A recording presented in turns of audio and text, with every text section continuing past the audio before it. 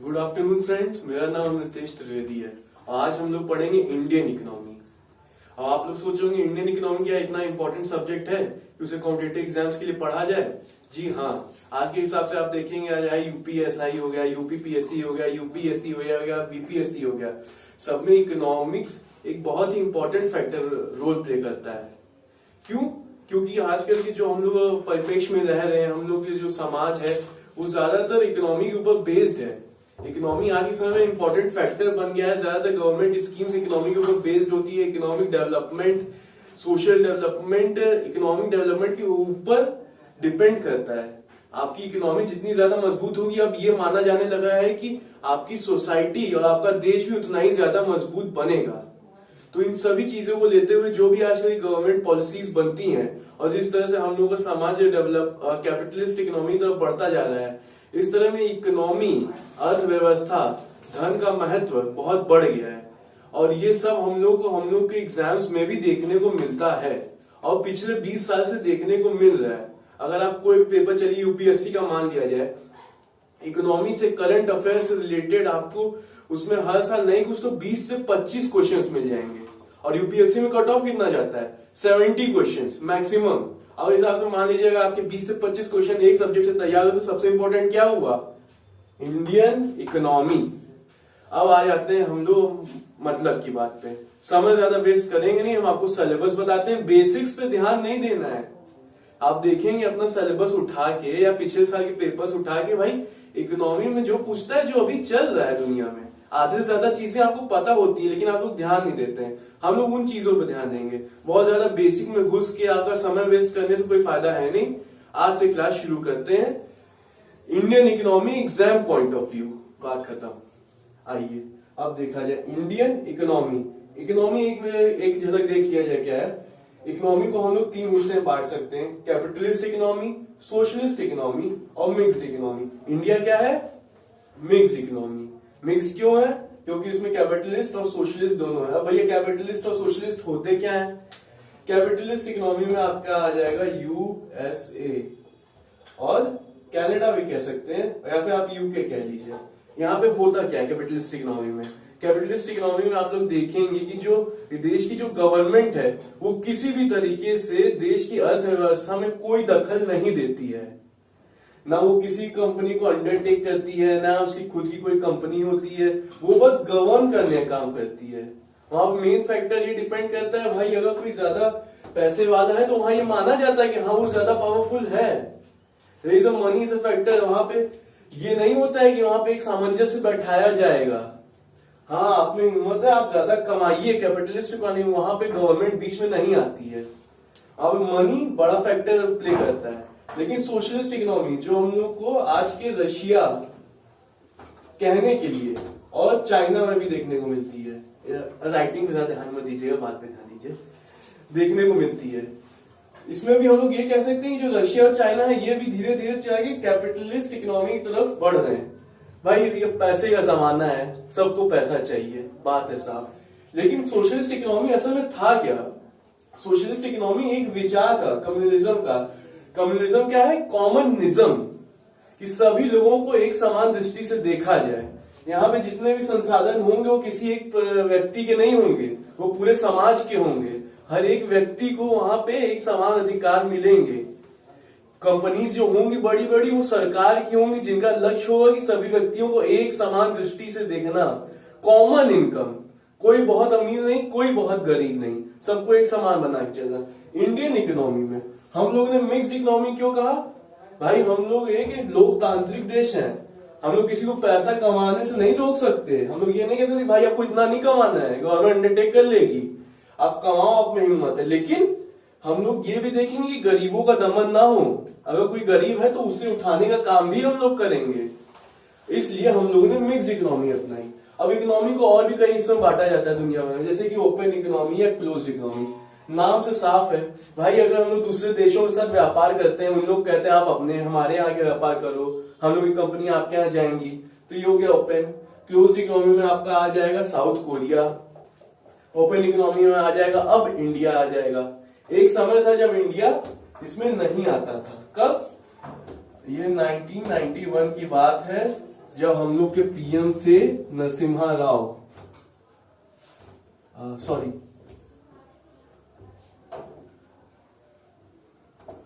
राव, इन्होंने अपनी गवर्नमेंट में एक पॉलिसी लेके आए, क्या थी? एलपीजी। एलपीजी पढ़ना क्यों इंपॉर्टेंट है? आप लोग कहेंगे यार फिर से बेसिक में जा रहा है। एलपीजी में ये लिबरलाइजेशन है, मतलब डॉक्यूमेंटेशन प्रोसेस आपका इजी किया जाएगा। ग्लोबलाइजेशन है कि इंडिया में बाहर की कंपनियां आएंगी तो क्या बढ़ेगा? कंपटीशन बढ़ेगा। कंपटीशन बढ़ेगा तो उससे क्या होगा? रेट्स फ्लक्चुएट होंगे, अलग अलग कंपनियां आएंगी, लोगों को जॉब मिलेगी, डेवलपमेंट होगा। ये थिंकिंग थी। इसके कई सारे बाय ड्रॉबैक्स भी होते हैं, लेकिन थिंकिंग यही थी। इंपॉर्टेंट क्या है इसमें? प्राइवेटाइजेशन है। प्राइवेटाइजेशन क्यों है? प्राइवेटाइजेशन इंपॉर्टेंट क्योंकि ये आज तक न्यूज में है, ये अभी तक न्यूज में है। क्यों? क्योंकि प्राइवेटाइजेशन के समय में कहा गया कि वही लोगों ने कहा, अरे इस तरह से तो सारी गवर्नमेंट कंपनीज खत्म हो जाएंगी, सोशलिस्ट कहाँ रह गए हम लोग? जो गरीब है वो तो गरीब होता जाएगा, अमीर और अमीर होता जाएगा, फिर हम लोग सामंजस्य कौन बैठाएगा? तो कहा गया नहीं, प्राइवेटाइजेशन आ रहा है। प्राइवेटाइजेशन में हम लोग पीपीपी मॉडल अपनाएंगे। PPP model public private partnership. Public मतलब गवर्नमेंट, प्राइवेट मतलब प्राइवेट पार्टीज। तो इस तरह से जब किया गया तो पीपीपी मॉडल में कहा गया कि जो भी गवर्नमेंट कंपनीज या प्रोजेक्ट्स होंगे उन्हें पीपीपी मॉडल पे करेंगे। आज के समय में क्या हो रहा है? रेलवेज और बैंक्स की प्राइवेटाइजेशन की बात हो रही है, और इनफैक्ट हो भी रहा है। कई जगह प्राइवेटाइजेशन की भी गवर्नमेंट कंपनी। तो इसमें सोशल इशू ये निकलता है बहुत बड़ा कि भाई अगर कोई प्राइवेट कंपनी है तो क्या हम लोग को इतना जॉब्स देगी? लेकिन उसको सोचने वाली बात ये भी है कि क्या गवर्नमेंट कहां से जॉब लाके देगी अगर प्राइवेट नहीं दे सकती है तो? खैर, लेकिन ये इंपॉर्टेंट टॉपिक है आपकी इकोनॉमिक्स के पॉइंट ऑफ व्यू से। इससे क्वेश्चंस हर साल बनते हैं, क्योंकि हर साल इसमें कुछ ना कुछ होता ही रहता है। ये कि आप कह सकते हैं लिविंग टॉपिक है। अब हम लोग आगे बढ़ते हैं। एक सेकेंड पॉज करके चेंज करना होगा।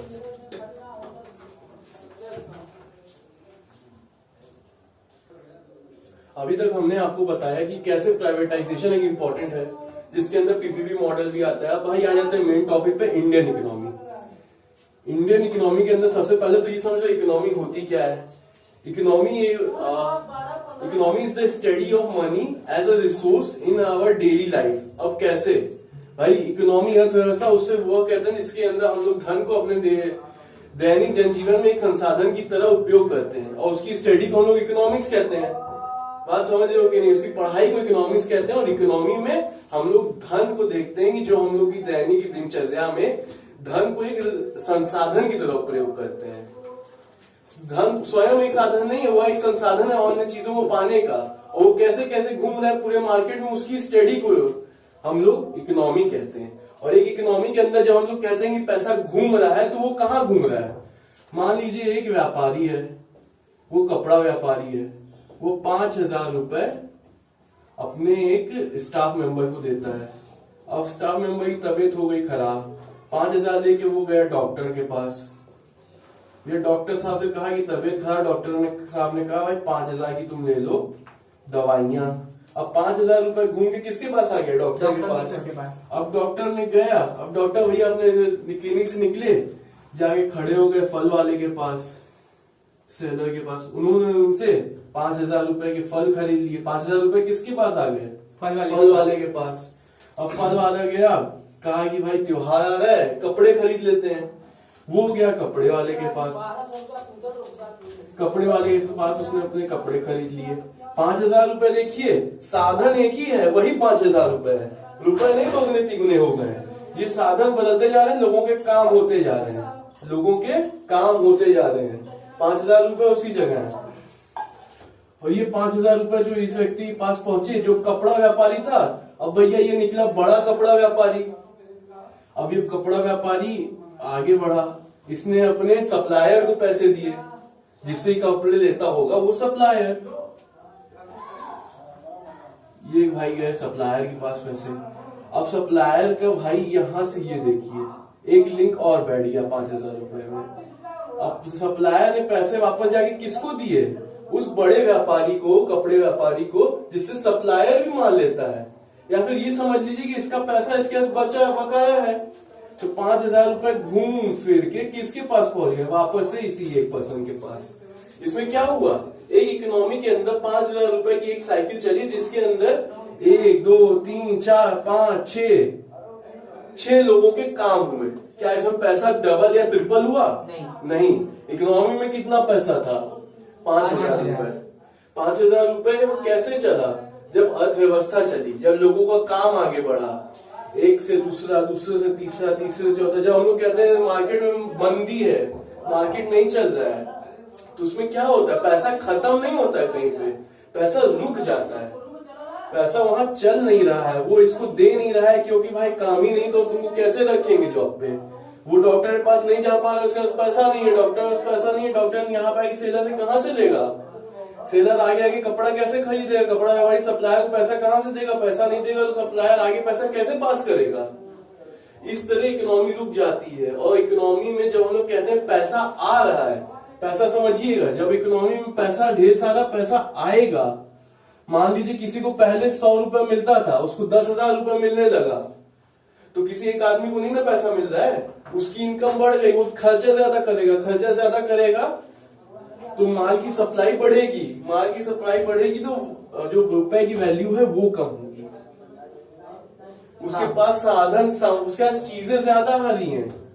एक व्यक्ति के पास जब वो 100 रुपए की जगह 10,000 रुपए खर्च कर रहा है, तो वो खर्च कर रहा है, मार्केट में पैसा आ रहा है। जब पैसा आएगा, मतलब मान लीजिए यही 100 रुपए वाला 10,000 रुपए था, जाके यहाँ पे और 400 रुपए का सामान खरीदा, ठीक है, तो भाई तो यहाँ पे व्यापारी लगा ना, व्यापारी लगा तो उसने स्टाफ को भी लगाया, स्टाफ को कहा चलो यार तुम भी ले लो अपना दोस्त 20 रुपए बोनस, 20 रुपए बोनस लगा। वो यहाँ पे आए डॉक्टर के पास, डॉक्टर ने कहा 5,000 रुपए की दवाई है तो ठीक है, लेकिन एक 10 रुपए का टॉनिक भी ले लो। तो उसने कुछ नहीं सोचा, उसके पास पैसे थे, पैसे जब जितने पैसे मार्केट में आए उतने पैसे चलते जा रहे हैं, पैसा आगे बढ़ता जा रहा है। लेकिन यही मान लीजिए जब मार्केट रुक गया, पैसे रुक गए, जब हम लोग कहते हैं कोई पैसा लेके भाग गया, या किसी ने पैसे दबा के रख लिए, या कोई पैसे खर्च नहीं कर रहा है, बैंक में मान एक बात ध्यान रखिएगा, जब हम लोग बैंक में पैसे रखते हैं तो पैसे रखे नहीं रहते हैं। बैंक में आपका लिखा हुआ है कि हाँ भाई आपके नाम पे 1,00,000 रुपए या 2,00,000 रुपए जो भी है वो रखे हुए हैं, लेकिन असल में बैंक को पैसे रखे नहीं रहता है। बैंक उन पैसों को मार्केट में यूटिलाइज करता है, लोन में दे देता है, लोन्स में देता है, जगह जगह दे देता है, लेकिन वो मार्केट में घूमते रहते हैं। लेकिन आप पैसे अगर आप अपने घर में रख लेंगे तब वो पैसे एक जगह बंध जाते हैं, वो मार्केट से, इकोनॉमी से आउट हो जाते हैं। खैर आते हैं टॉपिक पे, बातों को ध्यान में रखिए, ये डेफिनेशन नहीं आने वाली एग्जाम में, आपके एग्जाम में जो आने वाले हैं इंपॉर्टेंट कुछ टॉपिक्स आएंगे, बेसिक्स भी नहीं आने वाले हैं। आपके एग्जाम्स में आएंगी स्कीम्स आएंगी, गवर्नमेंट पॉलिसीज आएंगी जो अभी चल रही हैं, इंडिया की क्या कंडीशन है, क्या रैंक है लेवल इकोनॉमिक रिपोर्ट में, अनएम्प्लॉयमेंट का क्या हाल है, पॉवर्टी कैसे बढ़ रही है, जॉब क्रिएशंस कैसे हो रहे हैं, किस सेक्टर में ज्यादा ग्रोथ देखने को मिल रही है, क्यों देखने को मिल रही है, कौन सी स्कीम से किसको फायदा हो रहा है, गरीबों को कितना % गरीबों से गरीबी से बाहर आए हैं, तरह तरह के क्वेश्चन पढ़ते हैं, हम लोग सब देखेंगे। आइए बेसिक्स हम एक बार फिर से एक्सप्लेन कर देंगे अपने नेक्स्ट वीडियो में और अच्छे तरीके से। बेसिक्स एक बार इकोनॉमी तो क्लियर होना है जरूरी है, बाकी चीजें इकोनॉमिक्स, इंडियन इकोनॉमी में लोग पढ़ने लगते हैं बड़ी बड़ी बुक्स, वो सब नहीं आता है, जो अभी चल रहा है वही आता है। कुछ इंपॉर्टेंट टॉपिक्स होते हैं छोटे छोटे, उन्हीं में से क्वेश्चंस बनते हैं।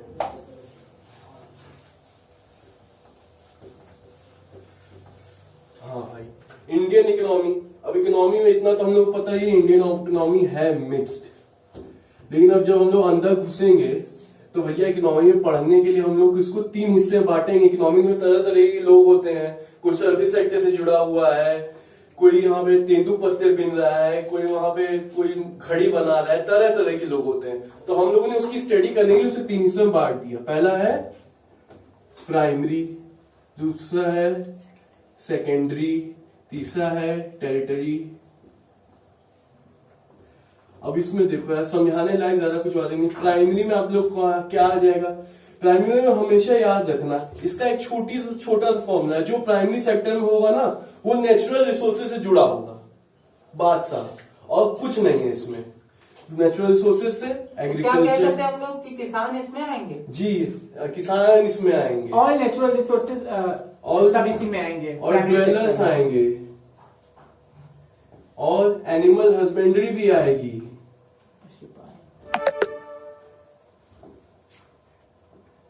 और कौन कौन आएगा, माइनिंग भी इसी में आएगी, माइनिंग भी, सभी नेचुरल रिसोर्सेज प्राइमरी में लगा देना।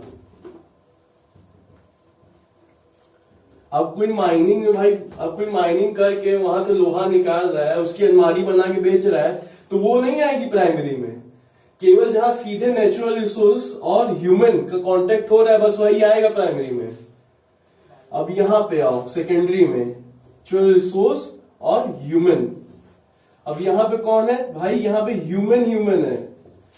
एक व्यक्ति ने जिसने माइनिंग करके लोहा निकाला, वो उसने किसको बेचा, दूसरे इंसान को बेचा, जिसने उसे बना के खिड़कियां बना के लोहे की बेच दी, ये आ गया सेकेंडरी में। किसी ने लेस चिप्स बना के बेच दी आलू की, तो वो किस में आ गया, सेकेंडरी में। ये मैन्युफैक्चरिंग आ जाएगा। पूरी इंडस्ट्रियल एरिया जो है सब सेकेंडरी सेक्टर में ही गिने जाएंगे। इंडस्ट्रीज में तो आपकी आईटी सेक्टर भी आ जाती है, तो क्या वो गिनी जाएगी? नहीं, रुक जाइए देखते हैं भाई। और क्या आईटी सेक्टर मींस आईटी से इंफॉर्मेशन टेक्नोलॉजी। इंफॉर्मेशन टेक्नोलॉजीज क्या है, आपकी इन्फोसिस हो जाएंगी, टाटा कंसल्टेंसी फर्म हो जाएंगी, ये सब कंपनीज इंडिया की टॉप। और टॉप क्या मतलब, टाटा कंसल्टेंसी फर्म तो टॉप है, टीसीएस है ये। मैन्युफैक्चरिंग हो जाएगा सेकेंडरी सेक्टर। सॉरी आपने फिर सेकेंडरी लिख दिया। यहाँ लेस की कंपनी जैसे हो गया, मैन्युफैक्चरिंग सेक्टर आ जाएगा आपका। यहाँ पे आपका सोल्डिंग एक्टिविटीज आ जाएगा। चलिए आइए टेरिटरी देखते हैं। सर्विसेज प्रोवाइड करवाती है जो टर्सरी में आपकी आ जाती है सर्विसेज। और एक बात और ध्यान रखिएगा, सर्विसेज जो है वो हम लोग की देश की इकोनॉमी में 40% का योगदान करती हैं। हाँ। अकेले तो क्या हम ये कह सकते हैं, लेस जैसे वो मैन्युफैक्चर जिसने बनाया, उस एक लेस के हम जो लेते हैं, जो दुकानदार एक लेस होता है, वो सर्विस प्रोवाइडर है जो लेस हम तक पहुंचाते हैं। जो दुकानदार होते हैं वो सर्विस प्रोवाइडर नहीं, जैसे ये फ्लिपकार्ट हो गया, अमेजोन हो गया जी, वो आपकी टर्सरी में आएंगे, वो सर्विस प्रोवाइड करते हैं। जी, लेस जी। तो वो बनाते नहीं है। उसी को टेरिटरी सेक्टर को भी सर्विस सेक्टर कहा जाता है ना। टर्सरी सर्विसेज सेक्टर 40% का योगदान देते हैं इकोनॉमी में। एग्रीकल्चर में याद रखना सबसे इम्पोर्टेंट है, 58% अप्रॉक्स हम लोग की पॉपुलेशन इसमें इन्वॉल्व है, लेकिन ये केवल 17% ही जीडीपी में योगदान देंगे, उससे ज्यादा नहीं। ये क्वेश्चन आया हुआ है, 70% ही देंगे। कौन? एग्रीकल्चर। 58% इन लोगों की टोटल पॉपुलेशन इन्वॉल्व है, लेकिन सर्विसेज सेक्टर वाले 40% लेते हैं। और secondary sector on an average है। सेकेंडरी सेक्टर उतना इंपॉर्टेंस नहीं है। सर्विसेज सेक्टर में आपके आ जाएंगे आईटी, ई कॉमर्स, और जैसा आपने कहा कि जो आपको ग्रोसरी प्रोडक्ट्स रिटेल में भी सेल करते हैं, वो भी इसी में आएंगे, रिटेलर्स। चलिए अब आगे बढ़ते हैं। अभी आप लोगों ने देखा कि इंडियन इकोनॉमी को कितने हिस्सों में बांटा गया है। अब ज्यादा समय न बर्बाद करते हुए हम लोग सीधे सीधे टॉपिक पे आते हैं। भाई पढ़ना क्या है? क्या जो इतना हमने नाच गाना यहाँ दिखाया क्या वही सब पढ़ना है? नहीं, एक छोटा सा सिलेबस है, कुछ टॉपिक्स हैं जिनको इकोनॉमी में ध्यान रखिएगा, करंट से रिलेटेड करते हुए पूछता है। अगर उससे कोई टर्म्स आपसे पूछ भी रहा है तो कहीं ना कहीं करंट में आया होगा, जिसको हम कवर कराते चलेंगे। और जो बेसिक्स है उसमें कुछ अलग से क्लास लेने की जरूरत नहीं है, उसको टॉपिक के साथ साथ कवर कराते चलेंगे। अब देखिए पढ़ना क्या है। अब पढ़ना है हमको करंट गवर्नमेंट पॉलिसीज। अब करंट गवर्नमेंट पॉलिसीज होती क्या है भाई? हम लोग की फॉरेन पॉलिसीज क्या है, हम लोगों ने किस चीज का आयात कहाँ से किया है और कितने में आयात किया है, उससे हम लोग के ऊपर क्या फर्क पड़ा है, क्योंकि फर्क तो पड़ना तय है। अब भाई हर चीज का कोई एक रेट होता है, अगला रेट को कंट्रोल कर रहा है। जैसे तेल के रेट हो गए, दिन रात हमेशा न्यूज में रहते हैं, क्यों बढ़ रहे हैं? गवर्नमेंट उससे कितना % इंटरेस्ट लेती है? क्या वो सही में 65% से अबव इंटरेस्ट है सिर्फ गवर्नमेंट का उसमें? हाँ है। क्यों है? रीजन है, ये नहीं इंपॉर्टेंट है, कितना है ये इंपॉर्टेंट है। एक पॉलिसी फॉरेन पॉलिसी हो गई, इसके अलावा दाल चावल आटा ये सब भी दाल भी हम लोग इंपोर्ट करते हैं, पाम ऑयल भी इंपोर्ट करते हैं, तरह तरह की चीजें इंपोर्ट करते हैं। पॉलिसीज में क्या है ये? Foreign policy. और भी पॉलिसीज होती है, मॉनेटरी पॉलिसी। मॉनेटरी पॉलिसी में गवर्नमेंट बताती है कि भाई इस साल हमारी आर्थिक नीति क्या रहेगी, किस सेक्टर में कितना पैसा देंगे, कितना पैसा आना है, कितने परसेंट हम लोग को अपने टोटल बजट का लोन में चुकाना है, कहां से लोन लेना है, किस जगह लगाना है, क्या वो मेरा कैपिटल सेक्टर होगा या फिर रिवेन्यू सेक्टर होगा। ठीक है, ये सब रहता है। लेकिन इसमें जो मेन टॉपिक्स होते हैं वो हम आपको अलग से कवर करा देंगे। वैसे तो मॉनेटरी पॉलिसी की मोटी सी बुक आती है जो लोकसभा में पेश की जाती है, भैया इसको पढ़िए, लोगों के लिए भी अपलोड कर दी जाती है, लेकिन वो सब इम्पोर्टेंट नहीं है। उसके इम्पोर्टेंट पॉइंट्स ऑनलाइन आ जाते हैं। गवर्नमेंट स्कीम्स जो चल रही हैं, जैसे हो गया स्वनिधि योजना, भाई थोड़ा सा हैंड राइटिंग पे ध्यान माफ कीजिएगा। आयुष्मान भारत योजना,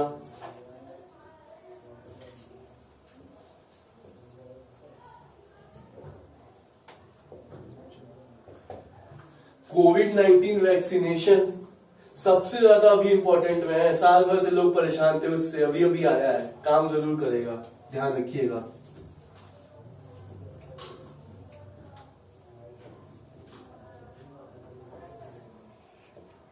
और भी कई सारी स्कीम्स हैं,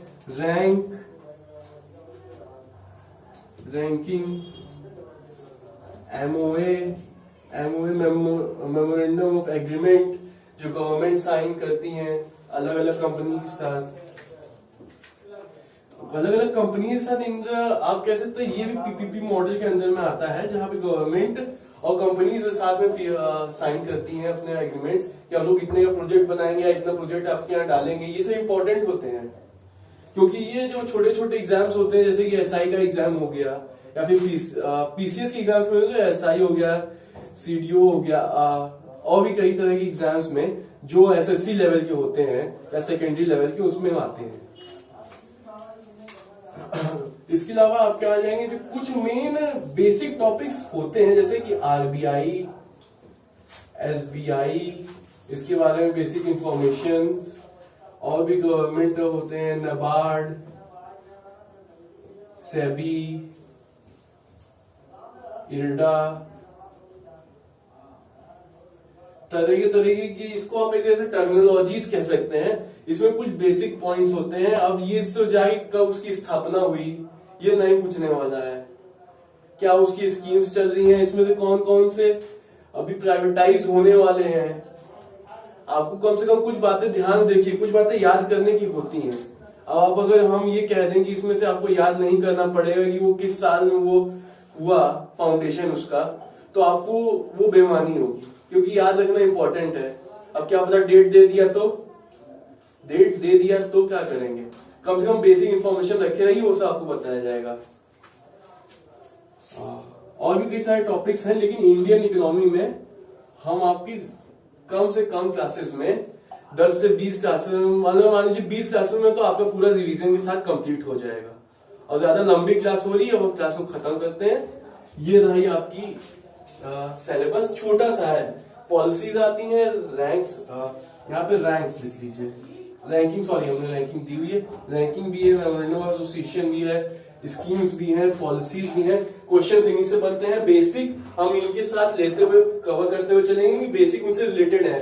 कई सारी स्कीम्स में आरबीआई ने पैसा लगाया है, एसबीआई कई में इन्वॉल्व रहती है, नाबार्ड, सेबी, इरडा, इन सब के बिना ये सब काम नहीं होते हैं। हर सब में कहीं ना कहीं government scheme involve, government organisations involve रहती हैं जो इम्पोर्टेंट इन द न्यूज है, और वो सब हम आपको प्रोवाइड करा देंगे। ठीक है, अभी के लिए थैंक यू।